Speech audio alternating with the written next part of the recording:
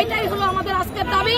আমরা এখান থেকে শ্রম ভবন ঘেরাও করার উদ্দেশ্যে আমরা রওনা হব। জি জি, শ্রম ভবন।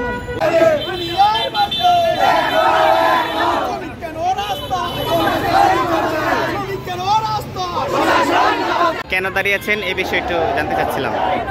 মালিক হঠাৎ করে বন্ধ করে দিচ্ছে, গার্মেন্টস সুটার ফ্যাক্টরি বন্ধ করে দিচ্ছে হঠাৎ করে। আমাকে আইসা দেখি তালা মারা, অনির্দিষ্টকালের জন্য বন্ধ। ঈদের ছুটিতে আমরা বাড়ি গেছি, বাড়ি থেকে আইসা দেখি এরকম অবস্থা।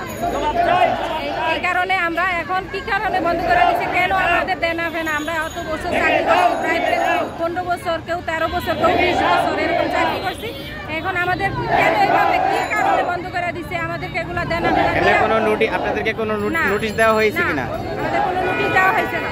হঠাৎ করে মালিক গেটে তালা দিয়ে রাখছে, অনির্দিষ্টকালের জন্য বন্ধ।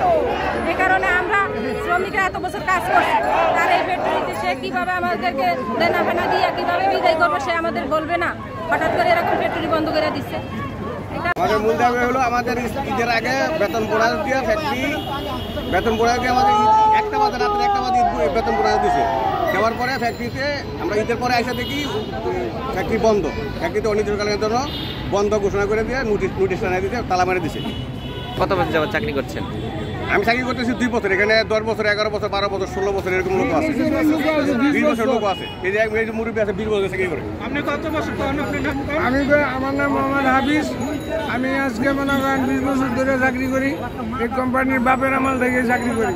কিন্তু মনে করেন যে এই মালিক আমাকে না জানাইয়া নোটিশ টানাইয়া দিছে, বন্ধের নোটিশ। আমাদের ঈদের ছুটি দিয়া ওই রাত্রে অন্ধকারে নোটিশ টানাইয়া দিছে। আমরা ঈদের ছুটি খাটাইয়া দিই কি বন্ধ ফ্যাক্টরি, নির্দিষ্টকালের জন্য ফ্যাক্টরি বন্ধ। হ্যাঁ, মালিক আমাদের না জানাইয়া ফ্যাক্টরি বন্ধ করে দিচ্ছে। এমনি আপনাদের যে পাওনা পরিশোধ করেছে কিনা? পাওনা দাওনা আমাদের কিছু দেয় নাই।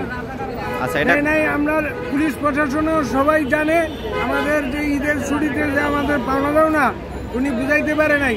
বলছে কি তোমরা এই টাকা বোনাসটা দিছে, আমরা 100% বোনাস দিয়ে বিদায় করছে, আর আমাদের পাওনা দাওনা দেন, বুঝছেন?